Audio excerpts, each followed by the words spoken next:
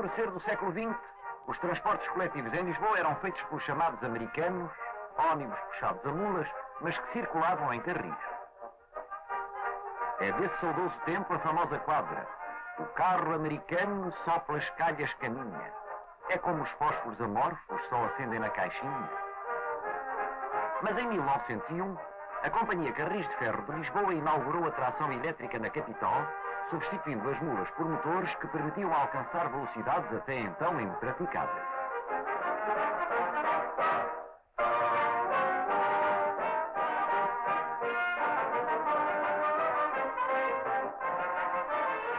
Hoje, decorridos 50 anos, a Companhia Carris tem ao serviço 473 carros elétricos com uma lotação total de 21.820 lugares.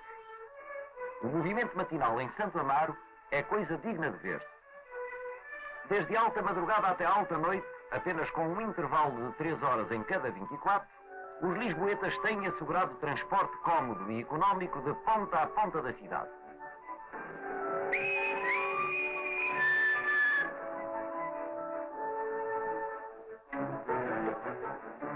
E desde as 5 às 7h30 da manhã, circulam carros de tarifa ainda mais reduzida que levam os operários ao seu trabalho.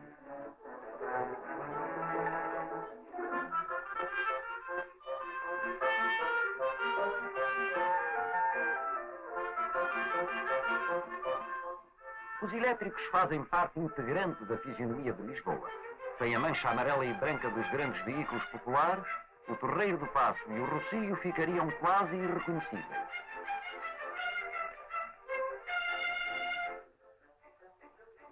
É nessas duas praças e na Praça dos Restauradores que se cruzam e de onde irradiam as principais carreiras, delineadas de forma a ligar, praticamente sem mudanças e nunca com mais de uma, os pontos mais diversos da cidade. Desde a última guerra, o público habituou-se a formar bichas nas paragens importantes, terminando com a denudada mas inglória batalha pelo lugar no carro. Assim, num mínimo de tempo, consegue instalar-se sem precipitação nem violência. A velocidade média de circulação dos elétricos em Lisboa é hoje de 12 km a hora, o que permite fazer um longo trajeto, como o da Praça do Chile ao Carmo, em 30 minutos e transportar-se alguém do Arieiro à Baixa em cerca de 15 minutos.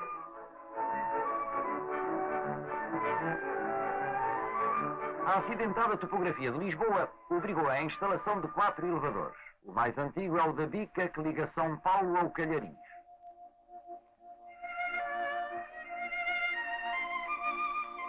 O elevador de Santa Justa, desenhado por Eiffel, eleva diariamente 6.500 pessoas da Rua do Ouro ao Carmo, num percurso vertical de 32 metros até ao mesmo nível do Castelo de São Jorge. O ascensor do Lavra liga a avenida ao Campo dos Mártires da Pátria, atalhando em 2 minutos um percurso arrevesado e moroso.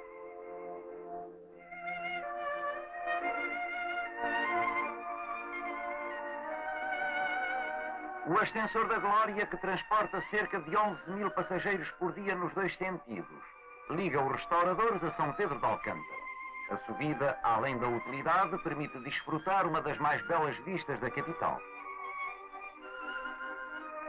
Por detrás deste incessante movimento que todos os lisboetas conhecem, há uma completa e complexa organização que o público desconhece e que tem a sua base principal em Santo Amaro.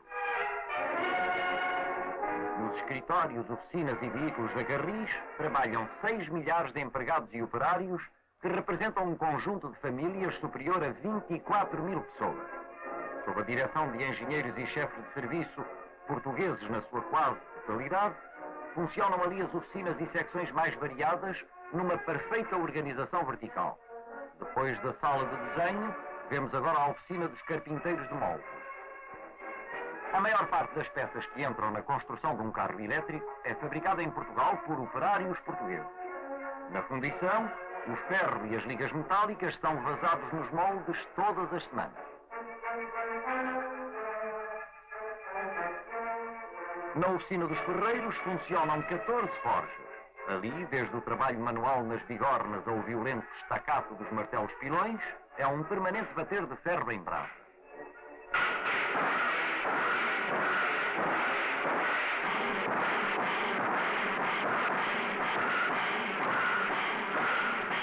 Na oficina dos caldeireiros constroem-se os chassis dos novos atrelados, tão bem recebidos pelo público e que dobraram em tantas carreiras a lotação disponível. Do encabeçar do rebite até à soldadura a autogénio, a azáfama é constante.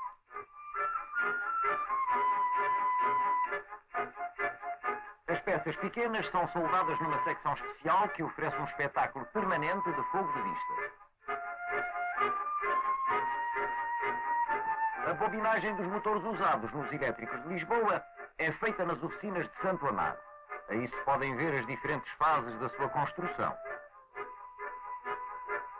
O esqueleto antes de bobinado, a colocação das bobinas nas cavas e a ligação e soldadura das pontas ao coletor, o rematar das cobertas de proteção,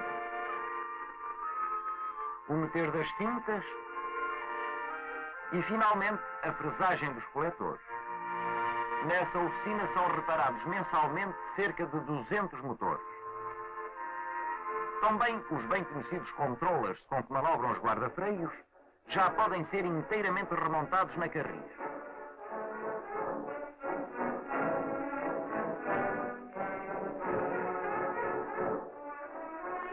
É um aparelho delicado e complicado, cujo funcionamento permite arrancar, acelerar ou abrandar a marcha do carro para a frente ou para a retaguarda, por intermédio de resistências a que correspondem os diferentes pontos, de 1 a 9.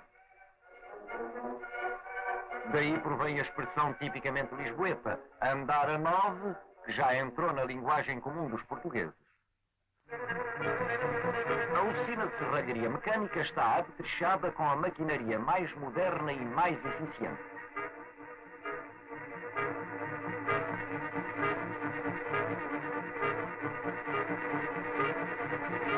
Desde a plaina de metais, passando pelas fresadoras, limadoras, engenhos de furar, retificadoras, tornos de toda a espécie, desde os tornos revolda até aos enormes tornos de rodados que arrancam a frio a paras metálicas com mais de 5 milímetros de espessura. Cada carro elétrico assenta sobre 1 ou 2 tracks, mais conhecidos pelo aportuguesamento truques, cada um com 4 rodas e 1 ou 2 motores. Para os retirar, usam-se poderosos elevadores elétricos capazes de levantar um carro de 18 toneladas. Aproveitamos a oportunidade e a posição do carro para mostrar coisas que o público nunca viu. O travão manual das rodas,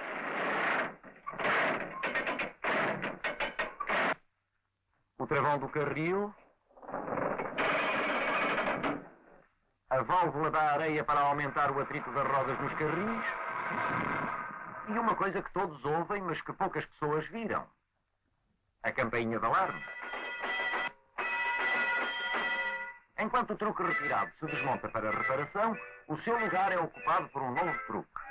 Quando o elevador baixar, o elétrico fica apto a retomar o seu constante vai-vem.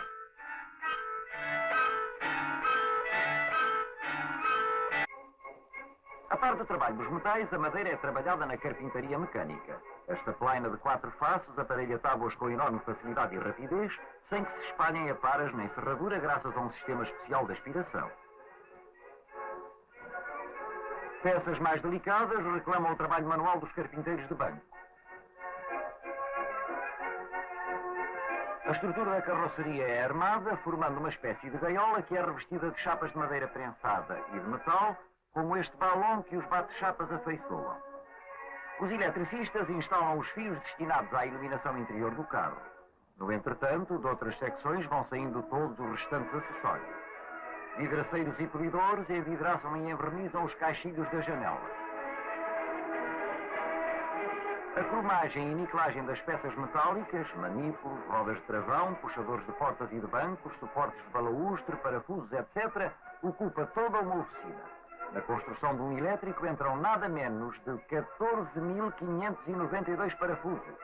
A produção é ininterrupta para assegurar a bela apresentação dos elétricos de Lisboa. Os empalhadores forram e reparam os assentos revestidos com a palhinha especial tão característica que era importada do Japão e hoje é nacional. Cortam-se as cortinas e os stores que protegem do sol os passageiros e os correieiros fabricam as malas dos condutores, sem as quais não podiam andar os carros elétricos.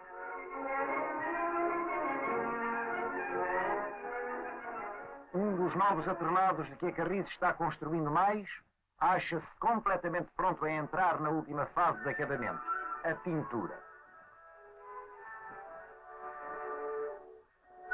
A Carris consome em cada ano 9 toneladas de tinta amarela num total de 20 toneladas de várias cores, mas toda essa tinta é distribuída em pequenos púlcaros para maior rendimento do serviço. A superfície pintada anualmente pelos pintores da Carris equivale a 10 vezes toda a área do Rossio. Depois de pintados, os carros são polidos cuidadosamente, o que lhes dá aquele brilho sempre novo. Outros pintores inscrevem nos flancos dos carros as famosas iniciais CCFL e o número de série. Outros contornam as letras das bandeirolas, as mais legíveis de todas as que se usam pelo mundo. Poucas pessoas imaginavam, talvez, o efeito que produz o desenrolar das bandeirolas de um elétrico, respectivamente com 15 e 4 metros e meio de extensão. Dir-se-ia que o carro deita a língua de fora. Mais uma unidade sai das oficinas da Carris em Santo Amaro. Este não é um carro novo, mas um elétrico reparado e verificado a fundo, pois cada veículo tem de voltar às oficinas periodicamente para sofrer uma revisão completa. O caranguejo transporta-o para a via de saída, de onde seguirá imediatamente para as carreiras citadinas.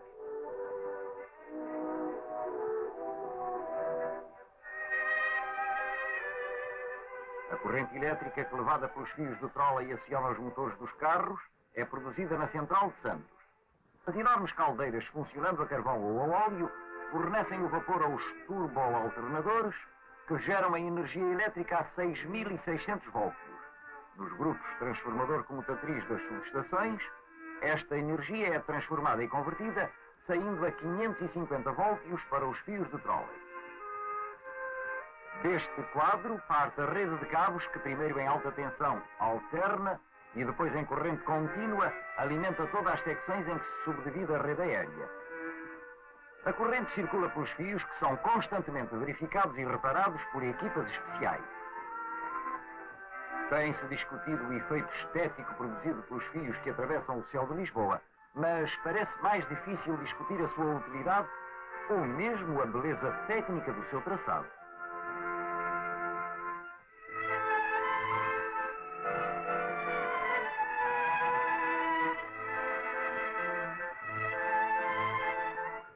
O crescente desenvolvimento do tráfego tem sido sempre acompanhado pela Carris. Além do Car-Barn de Santo Amaro, dispõe do Car-Barn do Arco do Cego e do Car-Barn das Amoreiras, o mais recente, inaugurado em 1939. Mas o que torna a Estação das Amoreiras particularmente importante é o novo meio de transporte que a Carris tem agora à disposição dos habitantes da capital. 146 autocarros completam vantajosamente a rede dos elétricos, acelerando ainda mais os meios de transporte coletivo ao serviço da população.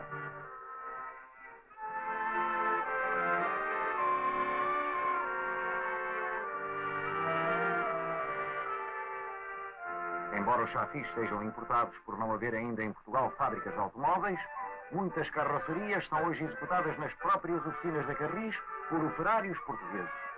Aí são armadas, forradas, guarnecidas e pintadas. O verde escuro dos autocarros já é tão popular como o amarelo vivo dos elétricos. Os motores são periodicamente verificados e reparados em grandes oficinas.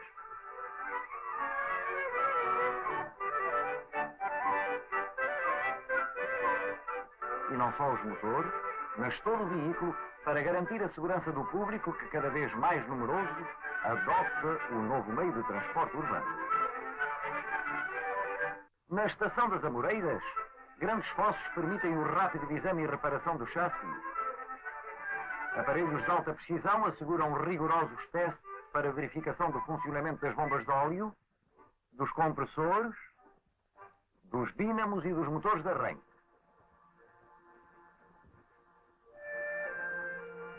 Um filtro especial permite recuperar o óleo utilizado nos autocarros, economia que se reflete no preço dos bilhetes.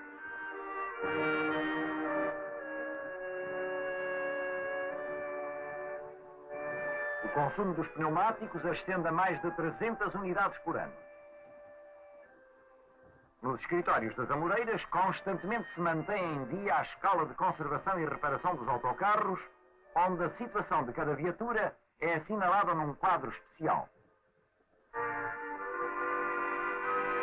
A estação de serviço das Amoreiras apresenta a particularidade da oficina estar construída ao nível inferior dos fossos, o que permite o acesso aos chassis, sem que os mecânicos tenham de subir e descer escadas, nem levantar os veículos com macacos.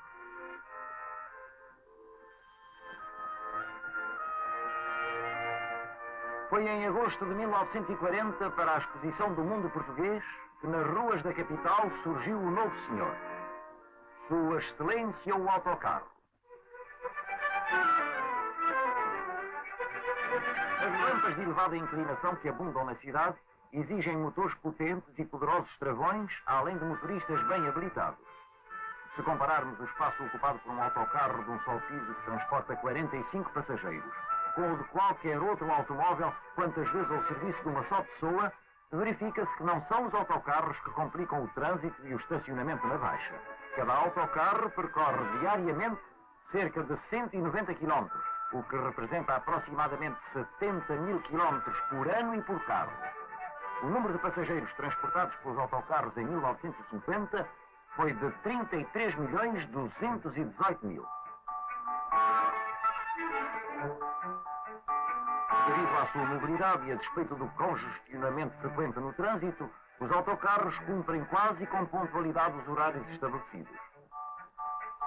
A circulação dos autocarros gira em torno do grande nó de comunicações urbanas que é hoje a Praça Marquês de Pombal. Aí convergem as carreiras que ligam pontos tão distantes como Algés e Alvalade, Belém e Encarnação.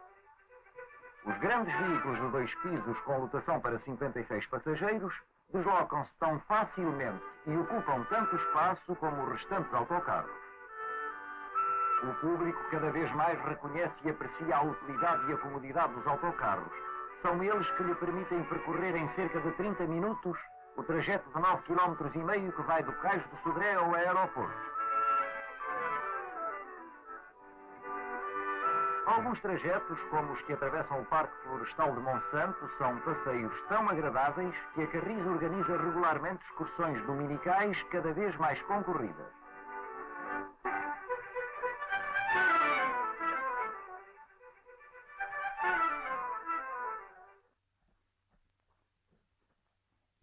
E foram os autocarros que tornaram acessíveis os lindos bairros económicos da periferia de Lisboa, como o de Caselas e o da Encarnação.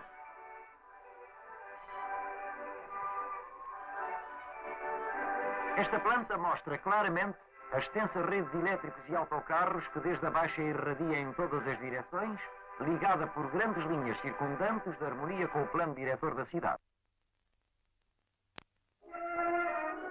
Todas as noites nas Amoreiras, os autocarros fazem a sua toalete e são reabastecidos, faina que dura das 22 horas às 4 da manhã. Como não há tempo a perder, tudo está organizado de forma a que as operações se sucedam logicamente, para obter delas o máximo rendimento com o mínimo de esforço.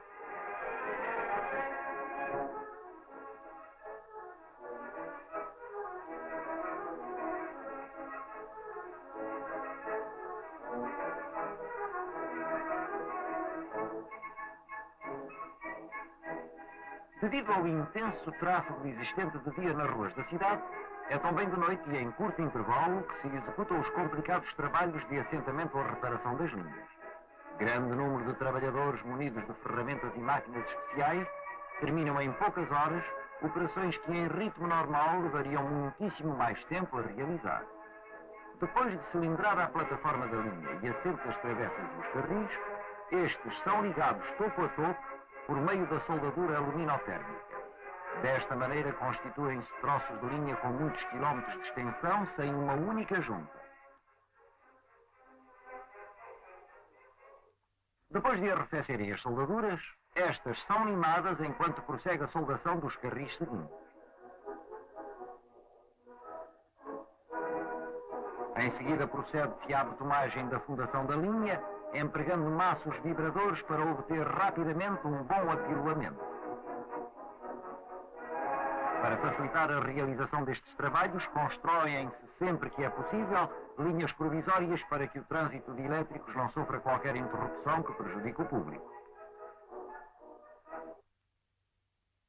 A Carris dispõe de carros de pronto-socorro, mais utilizados para socorrer outros veículos que impedem a circulação do que propriamente os carros da companhia.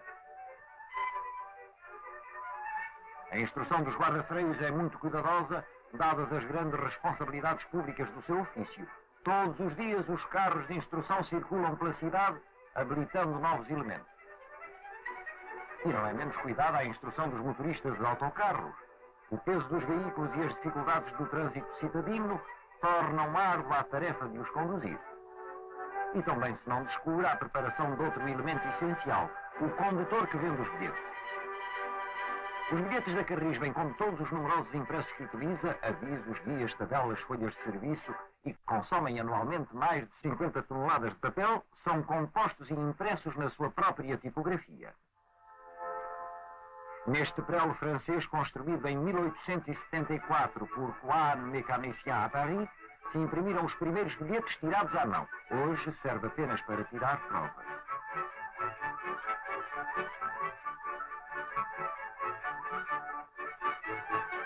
Nesta moderna máquina de imprimir, o papel entra por um lado e os bilhetes saem pelo outro, seriados, numerados, picotados e com um anúncio nas costas. A companhia Carris imprime cerca de 250 milhões de bilhetes por ano, que tantos são os passageiros que utilizam elétricos e autocarros, sem contar os que têm assinatura. Todos os dias, os condutores recebem os bilhetes e prestam contas nas bilheteiras das 3 estações. A receita é considerável, mas também são consideráveis as despesas de semelhante organização, que requer o empate de um capital enorme. Os cálculos dos salários, das contribuições da Previdência, desemprego, etc., bem como a complicada contabilidade da companhia, reclamam o auxílio dos serviços mecanográficos. Aos empregados do movimento é fornecida gratuitamente uma farda em cada ano, feita por medida na alfaiataria de Santo Amaro. A Carris distribui assim 2.958 fardas por ano. Os serviços sociais dispõem de uma cantina para o pessoal e suas famílias, em que os géneros, tabulados ou não, são vendidos com um desconto de 10% suportado pela companhia.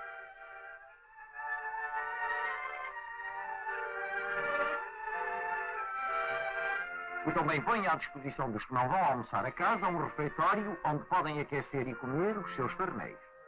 Nesse mesmo refeitório se encontram a biblioteca, o ping-pong e as taças ganhas pelo grupo desportivo da Carris, que pratica muitas modalidades. Em basquetebol, o grupo da Carris foi campeão corporativo na época de 1949 a 50. Também dispõem os serviços sociais de postos médicos e de socorros inteiramente a cargo da companhia. A barbearia para os empregados também é gratuita, estando proibida qualquer gorjeta. E 23 prédios do sítio de Alvalade foram construídos às expensas da Caixa de Previdência dos Empregados da Carris, criada em 1921 por iniciativa da companhia. Um dos orgulhos da Carris é a sua banda, fundada em 1929 e considerada das melhores.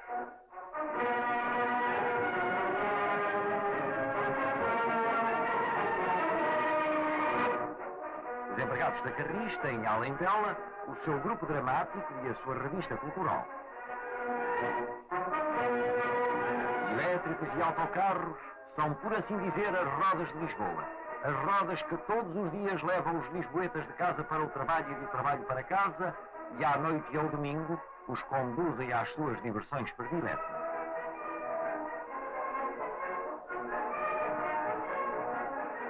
Nas horas de ponta, entre as 7 e as 9 da manhã, do meio-dia às 14h30 e das 18 às 20, todos os elétricos saem buscar barnes. Os autocarros debandam do enorme Parque das Amoreiras.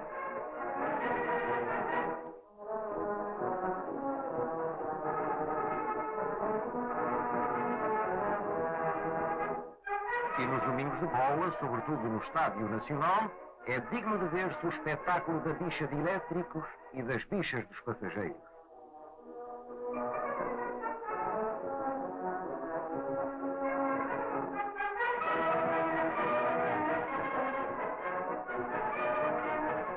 A Carris assegura o transporte daqueles muitos milhares de pessoas que saem todas ao mesmo tempo, que todas têm direito a um lugar que as leve para as suas casas. E em menos de uma hora, elétricos e autocarros a todos põem a caminho, com exceção daqueles que tomam o comboio elétrico para o Cais de Sodré. A Companhia Carris de Ferro de Lisboa quis festejar com este filme o 50º da tração elétrica na capital e orgulha-se de que a sua divisa seja hoje, como há meio século, ao serviço de Lisboa. Ao serviço de Lisboa.